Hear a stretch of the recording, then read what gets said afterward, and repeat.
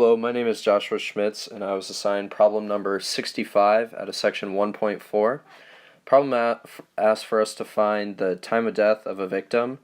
We were given some initial conditions, the first of which was that the initial temperature of the body was 98.6 degrees Fahrenheit. The second of which was that at noon, the temperature of the body was 80 degrees Fahrenheit. Then they also gave us that at 1 p.m. body was at 75 degrees Fahrenheit. And lastly, they gave us the room temperature was kept at a constant 70 degrees Fahrenheit. The table on the right here is just a restatement of all the given facts of the problem. And what I did was assign a couple variables to these given facts. The first of which was A is equal to 70 degrees Fahrenheit, which is the constant temperature of the room. I set my t equal to 0, so the initial time at noon, and then, which is also shown here, T0 is equal to 80 degrees Fahrenheit, which is shown above. T of 1 is 75 degrees Fahrenheit, which was at 1 p.m., which is also shown above. And then, in order to set a variable for what I'm trying to solve for, the time of death, I set that equal to capital T as a function of T sub D equal to 98.6 degrees Fahrenheit. After assigning my variables, I was able to set up my differential equation of d of the derivative of capital T temperature divided by the derivative of lowercase t time equal to k times the quantity a minus t. Next, I rearranged my equation by dividing by a minus t on both sides and multiplying derivative of lowercase t time times both sides, which kicked out this.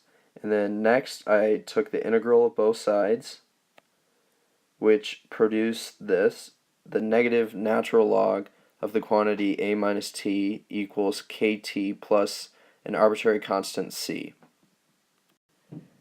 Next, I took log base e to both sides, which was able to get rid of this natural log over here.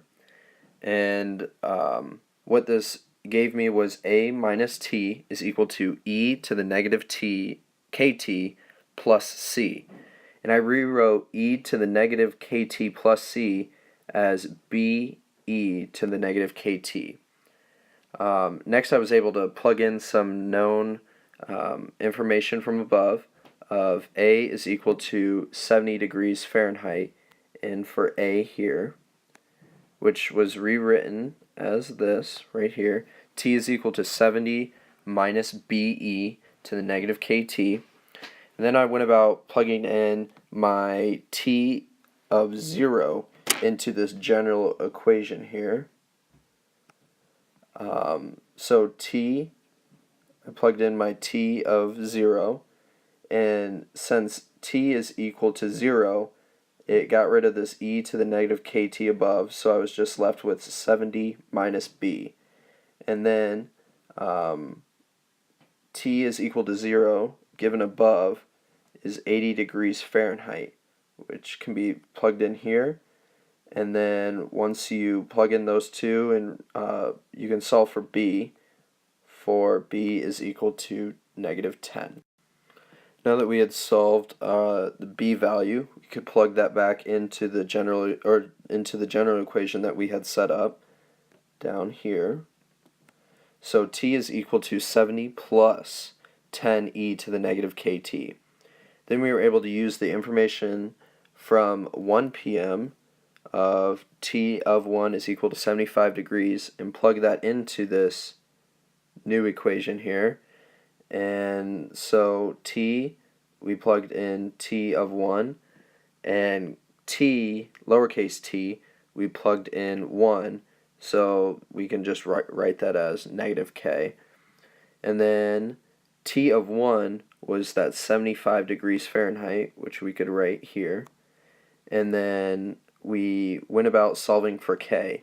In order to do that, we subtracted both sides and subtracted each side by 70, and divided by 10 and was left with e to the negative k equal to 1/2. And then taking the natural log of both sides and dividing by -1, we were left with k is equal to natural log of 2.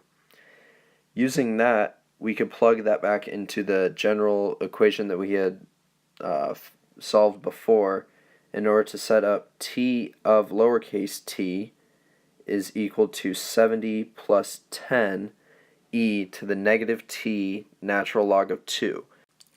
Now that we have the general equation, we are able to plug in our last bit of information of 98.6 degrees Fahrenheit in order to solve for our final time.